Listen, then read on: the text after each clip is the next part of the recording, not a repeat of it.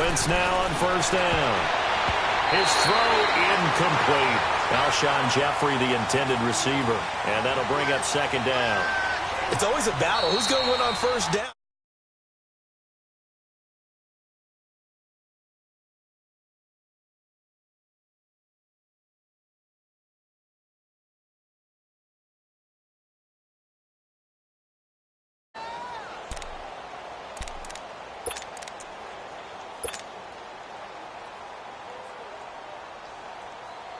After the incomplete pass, here now is 2nd and 10.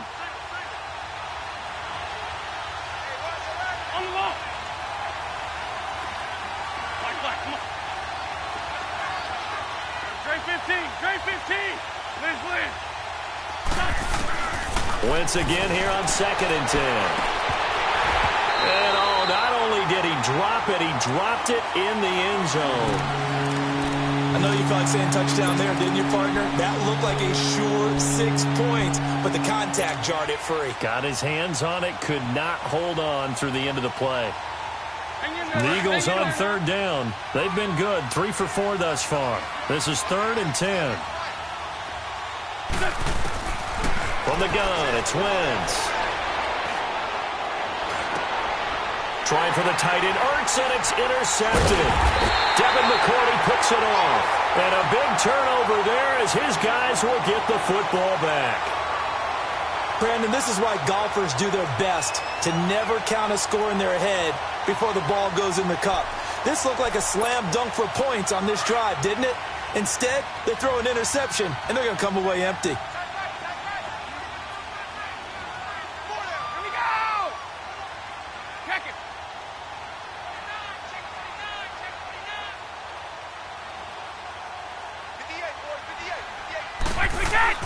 So after the INT, it's Brady. Quickly to Gronkowski. That's caught. And able to get a little more breathing room out to the 5-yard line. Just a yard on the catch there. It'll be 2nd and 9.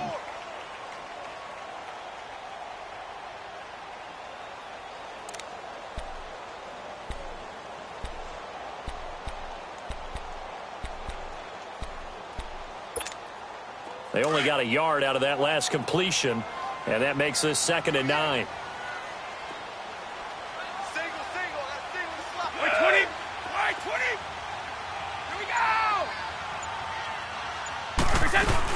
They'll run it here. This is James White. And they'll get him down up past the 15, just shy of the 20. They were looking for a little spark and some breathing room. They got it right there, a gain of 14 and a first down. On 1st and 10, here's Brady. He gets it into the hands of Gronkowski, complete. And they're able to bring him down at the 20. Just a yard on the catch there. It'll be 2nd and 9. Well, they were unable to convert that into much, but it's never a bad idea to try to get the ball into a tight end of his caliber's hands and see what kind of disruption he can cause. Brady to throw on 2nd down. Pressure comes, and down he goes. The Eagles get there for the sack. Fletcher Cox coming up the middle, gets him there for a loss of about 9.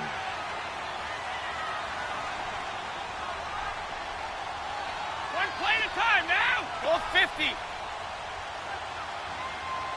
Check right.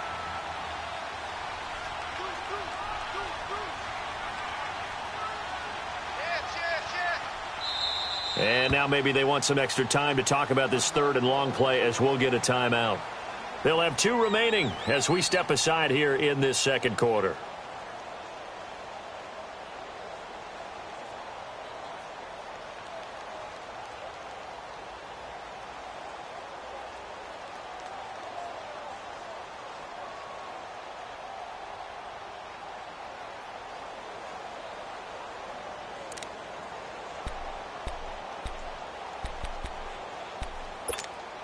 After the sack, they'll come up now 3rd and long. Yeah, I wouldn't be surprised to see them run the ball here just to try and get some space.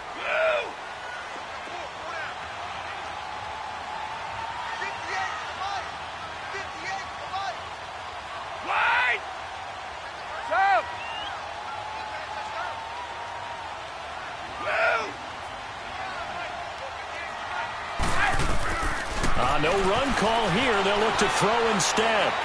He's going to air one out. Looking for Gronkowski, and it's intercepted. Picked off by Ronald Darby. And he'll get this one out to the 50 to the midfield stripe. Gronkowski, the intended target. Well, Brandon, there's no question who they're going to look to on 3rd and long, but you can bet this defense knows that as well, so they've got him blanketed downfield. And this ball winds up being intercepted. The Eagles in good position to start out as they come up 1st and 10.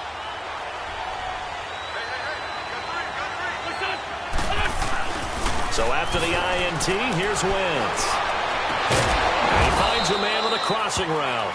And he's brought down after a good gain. A good pick up there of 20 yards. Right after the turnover, they come out throwing. And that means it's a sudden change situation. We used to practice it on defense. Sudden change, get out there, stop the offense. But you typically run out there a little bit unsettled. I think that's why he came right out throwing the football. Hope to catch him off balance. And he did. And they see right through that defensively as he'll be hit and taken down to the backfield.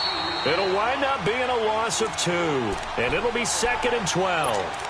2 minutes to go here in the first half. Back to Foxborough after this.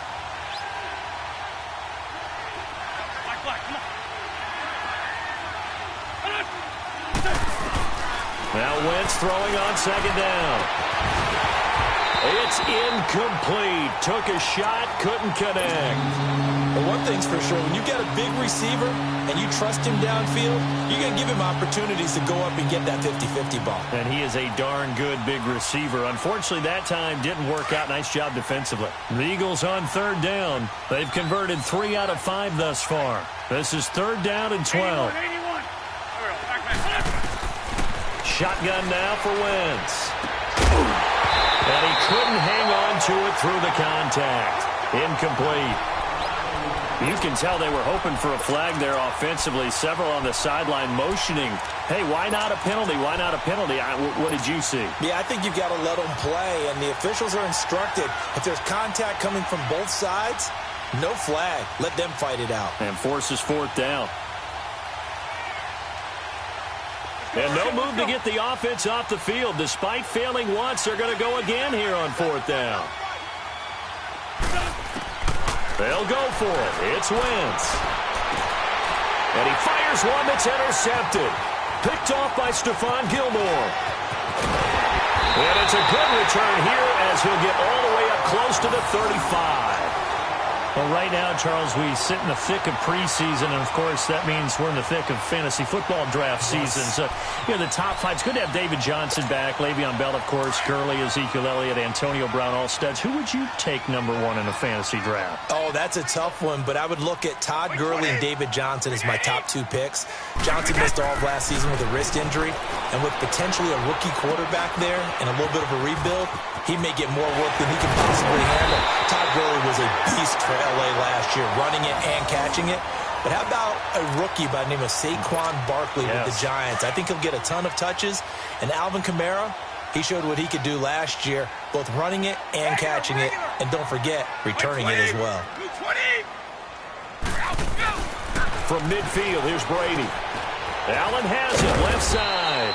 And he'll be taken down at the 44-yard line.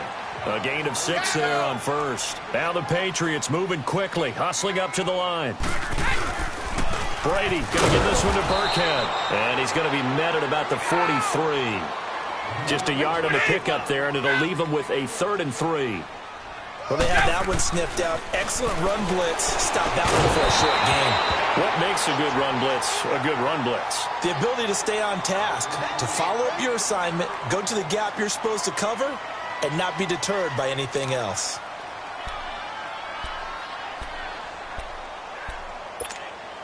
Feeling like they're not quite in field goal range yet, they're going to go for it on 4th.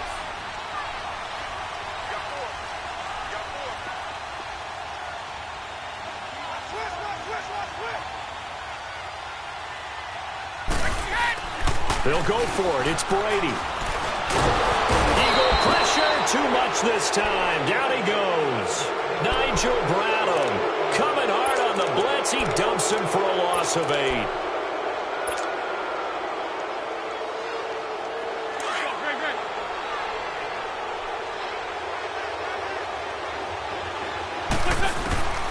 try to shake off the interception. He'll look to throw.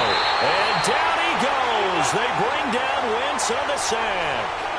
I think normally we would talk about this more with basketball players and football players, but let's adopt it in this case. He's a stat sheet stuffer. Had the interception earlier, now a sack. But he just needs a touchdown for the trifecta. That's about all he needs, and he's going to go for it. And it's knocked away and incomplete. It was the veteran Devin McCourty who got a hand in there to break that one up. How about this offense already feeling good about themselves with a touchdown already in their first drive? It's certainly come out firing, even though that one was incomplete. With the 7-0 lead, more apt to take a shot like that downfield? Hey, you're one to the good. Go ahead and try and press your advantage. Now Wentz. Aguilar has it. And he's taken down, but not before he gets this into enemy territory across the 40. The 21 yards there as they convert on third. Wentz looking deep downfield. That's going to be caught. And he'll take it into the end zone for an Eagles touchdown. Carson Wentz with 2 first-half touchdown passes. And the Eagles add on to their lead. And that'll give them a 2-score lead here, but I'm looking ahead. They just want to hold it for the final moments here of the second quarter. They don't want to give up anything on the other side. No, not at all, because if they don't, it almost had the feel of an imposing their will score. And right now, they want to make sure they keep that and carry it into the second half. That's fielded in the end zone. And not wanting to risk anything here late in the half, he'll just take a knee, and they'll bring the football out to the 25. The Patriots offense now, they work their way back onto the field. Already down 2 touchdowns here in the first half. This becomes a pretty important drive, doesn't it? It certainly does, and a lot of the teams script plays. We know that, right? They have a script to start the ball game, and typically those scripts go between 12 and 24, 25 plays.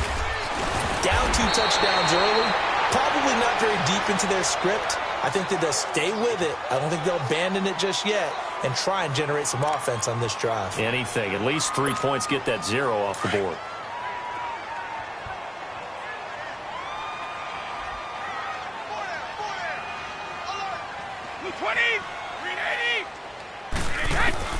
Throwing on first down is Brady.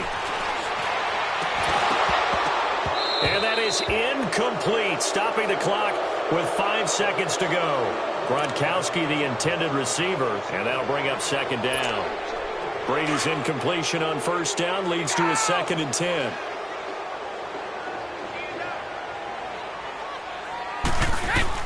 The final shot before half for Brady. Going deep here for Edelman. Looking middle, and it's incomplete. Time for a break. We've hit halftime. 2 quarters down. 2 still remain. We step aside. This is the NFL on EA Sports. Both teams appear ready for the fight ahead, and we resume action here in quarter number 3. This fielded a few yards into the end zone. And some strong running. And it's a pretty good return here as he'll get it up to the 29-yard line. And now out come the Patriots. They come out here with a 0 on the scoreboard. What was said in that locker room? That's what I want to know. I would love to have been in there because we often have the feeling that there's a lot of shouting, screaming, people upset. But typically, halftime locker rooms are a lot more clinical than that. And in this case, are they upset that the plays weren't working because of execution? Or did they think they were just bad plays to call? Yeah. We'll find out pretty quickly here if they feel like they had something going, but they just need to do it a little bit better or not. We'll find out. Again, they run with Burkhead. And unable to get downhill there as he'll take this up to about the 37. Give him a yard on the run there, and that's going to set up a 3rd down and 2.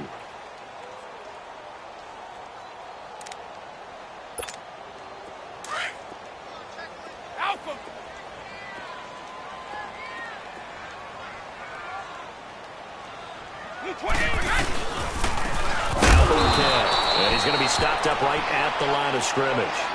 No gain on the play there. A nice job defensively. And it likely forces a punt situation on 4th. And how about the call here? They need 2 yards in their own territory on 4th down, and they're going to go for it. Wait, 20. Wait, 20. Orange.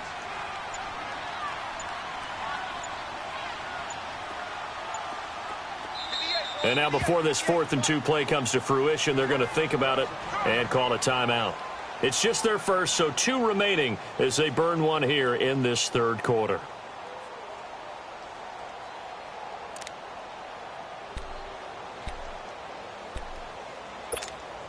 And how about the call here? They need 2 yards in their own territory on 4th down, and they're going to go for it.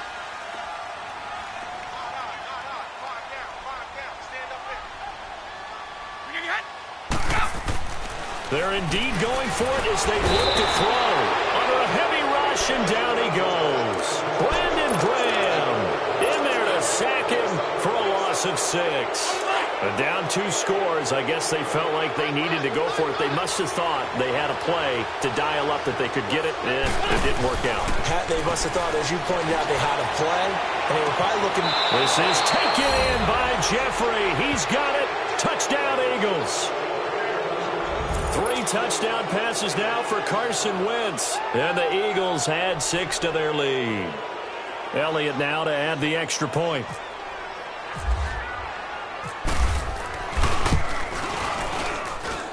Elliott good on the extra point, and it's now 21-0.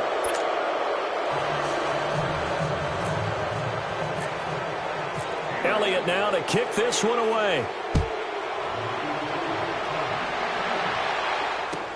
That'll be taken in the end zone. And he'll make it across the 20 as his guys will set up shop at the 23-yard line.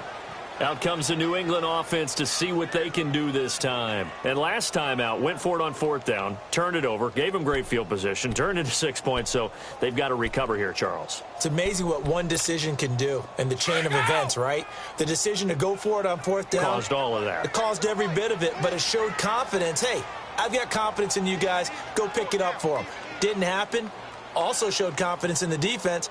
They didn't pick up their end of the bargain, so now they've got to come back out and start over and rebuild that confidence. And it pops free. The collision there jarred the ball loose and brings up 2nd down. Well, CD, in a couple of weeks we can make our Super Bowl predictions, but for right now, I want to get your AFC Division Champion predictions. Who do you have? All right, let's start in the AFC East. It's New England. Do we need to say any more? No, I don't think so. I don't think there's a challenger behind them in that division right now. That tends to cover it. Miami believes that they can be. Buffalo will be starting over with a new quarterback. So will the Jets. How about the AFC South?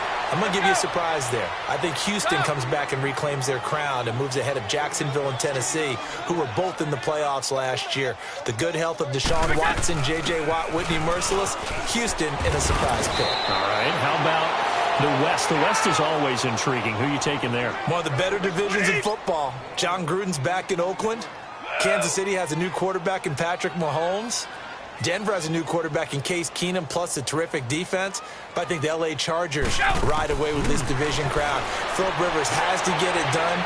He's somewhat approaching the twilight of his career. And I love their pass rush with Joey Bosa and Melvin Ingram. And in the North, I'm guessing you're going Steelers. I think I have to go the Pittsburgh Steelers. Everyone else has big question marks. The Steelers have Big Ben, and they're really upset about the way 2017 ended when they lost to Jacksonville in the playoffs. And he'll get down to about the 26-yard line. Just what you want on a 1st down run. Call it 8 yards, and it's 2nd and 2. And he's got Decker, left side. And they do stop him, but he takes it all the way to the 2. And now the Eagles going to signal for a timeout. It's just their first, so 2 remaining as they burn one here in this 3rd quarter.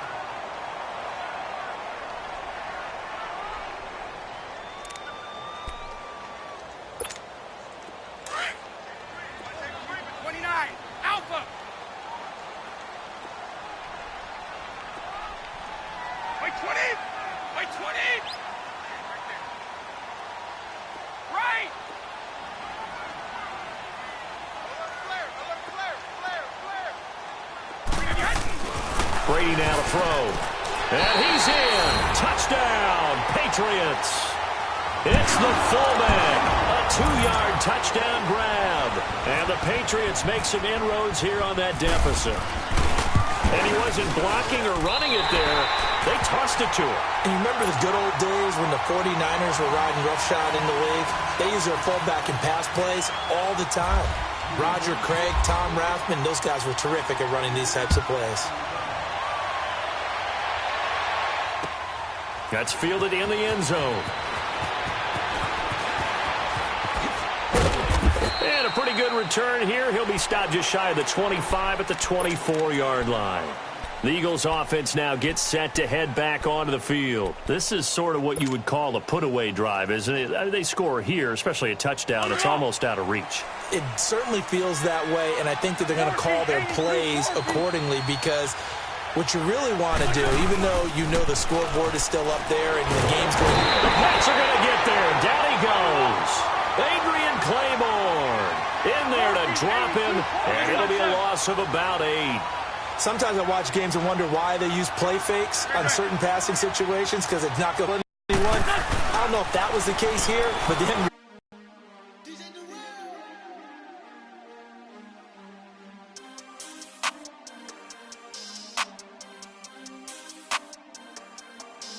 we want back ends. Wipe my sins. They can't win. No new friends.